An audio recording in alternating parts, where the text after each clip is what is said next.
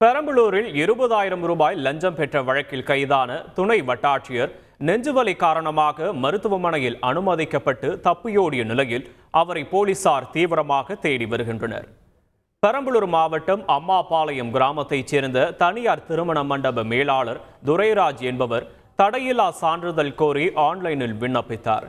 இதற்கு துணை வட்டாட்சியர் பழனியப்பன் 20,000 ரூபாய் லஞ்சம் கேட்டதாக கூறப்படுகிறது.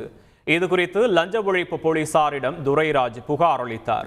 இதன் பேரில் ரசாயனம் தடவிய 20,000 ரூபாயை பழனியப்பனிடம் கொடுக்க துரைராஜை அனுப்பி வைத்தனர். அந்த பணத்தை பெறுவதற்காக எஸ்என்ஐ கீழக்கரைக்கு கிராம நிர்வாக அலுவலர் நல்லுசாமியை பழனியப்பன் அனுப்பி வைத்தார். இதையடுத்து லஞ்ச பெண் பெற்ற நல்லுசாமியை போலீசார் கைது செய்தனர். இதைத் தொடர்ந்து துணை வட்டாட்சியர் பழனியப்பனையும் லஞ்ச ஒழிப்பு போலீசார் கைது செய்தனர்.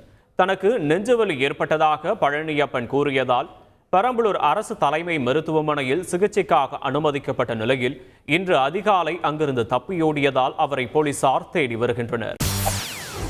செய்திகளை உடனுக்குடன் தெரிந்து கொள்ள உடனே சப்ஸ்கிரைப் பண்ணுங்க.